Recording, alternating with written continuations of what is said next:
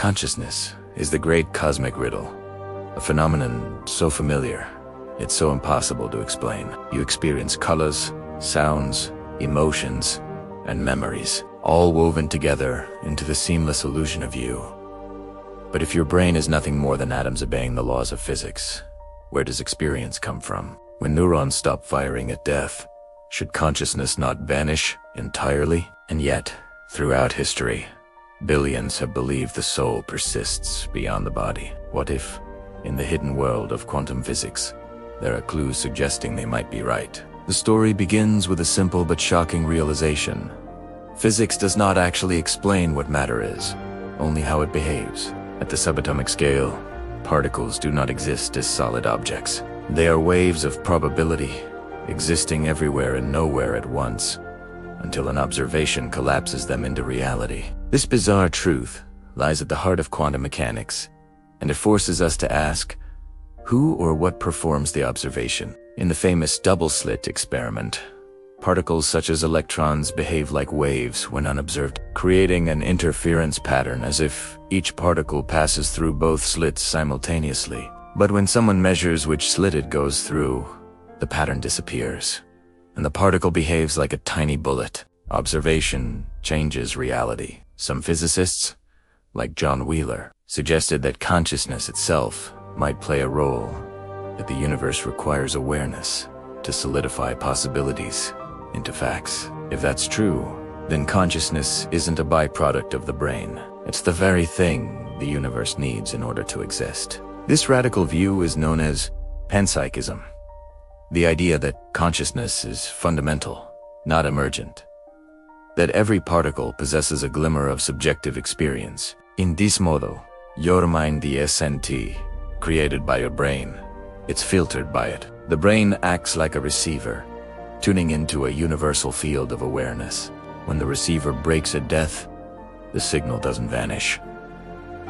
It simply exists elsewhere, outside physical form. For most scientists, this sounds like poetic nonsense. After all, neuroscience has linked every mental state to specific brain activity. Damage, a región, and a piece of the mind disappears. But consider this.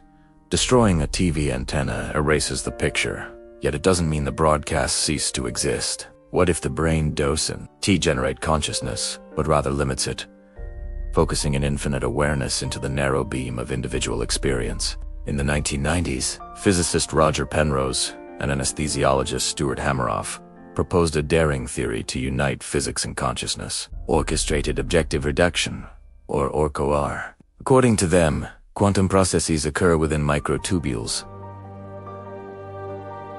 tiny structures inside neurons. These processes might create the fundamental events that give rise to consciousness. When quantum superpositions collapse in a self-organizing way, subjective experience could emerge. And when the brain dies, the quantum information within it might dissipate into the universe, retaining a form of proto-consciousness. Critics argue that quantum effects can't survive in the warm, wet environment of the brain. Decoherence would destroy them instantly.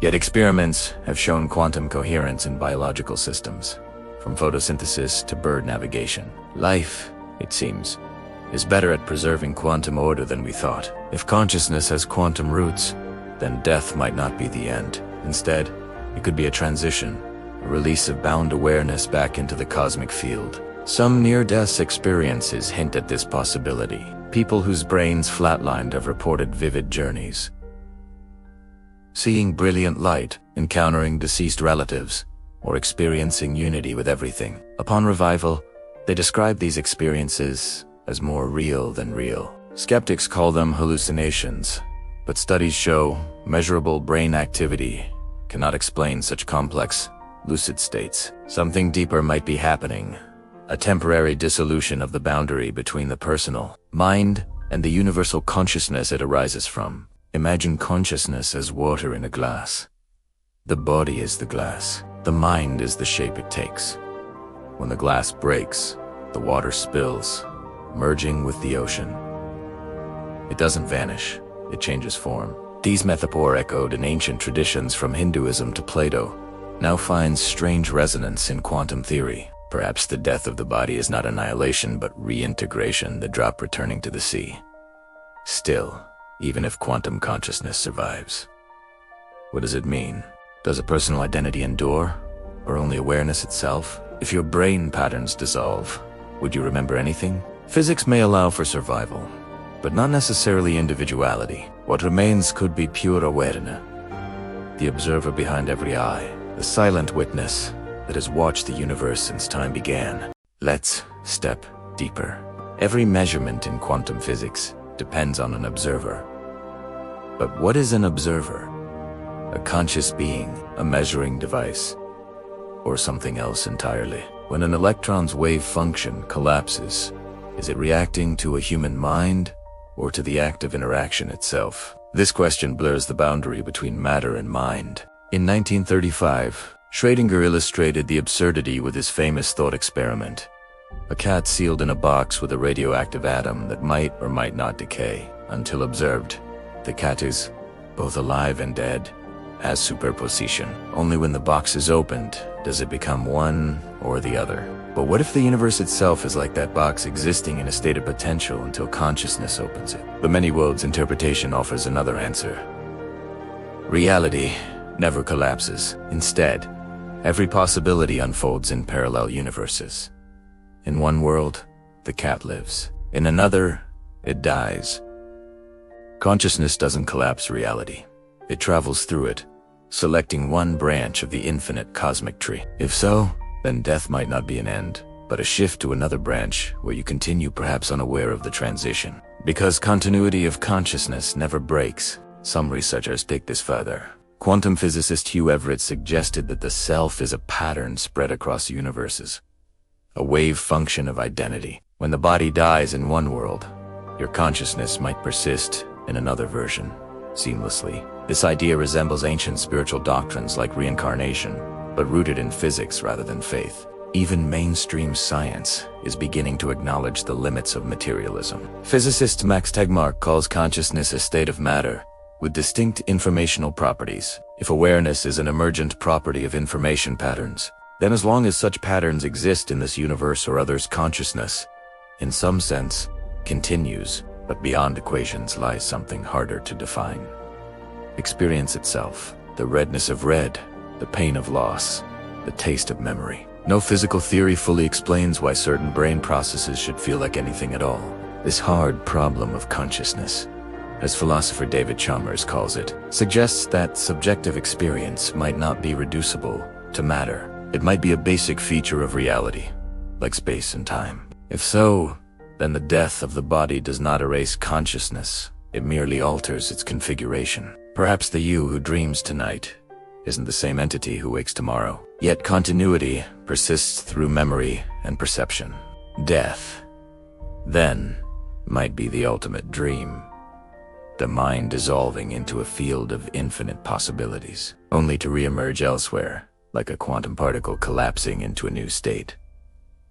Mystics across cultures have long described something similar. The Tibetan bardo, fiddle, known in the West as the Book of the Dead, depicts the afterlife as a sequence of luminous visions arising from the mind itself. Those who recognize these visions as projections of consciousness attain liberation. Those who cling to identity are reborn. In quantum terms, it is as if awareness encounters its own superpositions, infinite realities unfolding until it chooses one to inhabit. Could this ancient map of the soul be describing a quantum process in symbolic language? Perhaps death is not a departure from reality, but an encounter with its deepest structure, the observer and the observer to become one.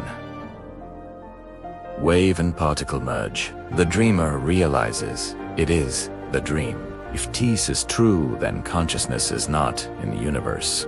The universe is in consciousness. Reality is a projection within an infinite mind. When you look at the stars, you are awareness gazing at itself through a billion points of light. In that realization, the fear of death fades. For what can die if everything is one awareness, endlessly transforming itself?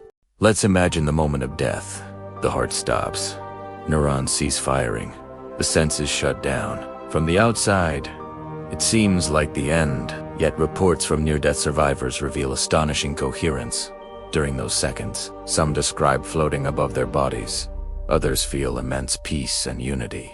Modern research shows that after cardiac arrest, the brain exhibits a brief surge of organized gamma activity, patterns similar to those in heightened awareness. Could this be the gateway, the transition from local to non-local consciousness? If awareness is quantum in nature, the dying process might resemble the collapse of a superposition, a final release of entangled information into the cosmic field. Each life, then, would be a temporary interference pattern in the ocean of consciousness, dissolving back into the whole. This view aligns curiously with Eastern philosophy. In Hindu thought, the soul Atman is not separate from the universe. Brahman, the sense of individuality is an illusion created by ignorance. Death simply removes the veil. In quantum physics, individuality too is an illusion. Entangled systems cannot be separated. Everything is connected in one vast web of probabilities. Imagine consciousness as a quantum field spanning the cosmos. Your mind is a localized vibration of that field, a unique waveform. When the vibration ceases, the field remains. The song ends, but the silence it arose from is eternal. Some scientists are exploring whether quantum information could persist beyond physical decay. In black holes, for example, information seems lost, but Hawking radiation suggests it might escape, encoded in subtle quantum correlations. Perhaps human consciousness, too, is radiated into the universe in some incomprehensible form. Even the act of remembering, dreaming, or loving may entangle us with the cosmos. Every thought might ripple across the quantum vacuum, leaving faint imprints in the universal fabric. Death, then, is not disappearance but diffusion, the spreading of your essence across the stars. And yet, here lies the paradox. If everything is eternal, why does it feel like you could end? Because consciousness has to forget itself to experience anything at all. The infinite must fragment into finite perspectives, into you, into me. To play the game of existence, death is the pause between plays, the silence before the next note. So can consciousness survive death? The answer depends on what we mean by consciousness and survive. The story of you memories, desires, identity may dissolve, but the awareness witnessing that story, the silent presence behind your eyes, cannot die because it was never born. It existed before your brain formed and will persist after it fades. Perhaps, in the end, death is the greatest illusion of all. A trick of limited perception. When the curtain falls, the actor exits the stage, but the light that made the play visible continues to shine. And maybe, somewhere beyond space and time, that light, the quantum soul, awaits the next act.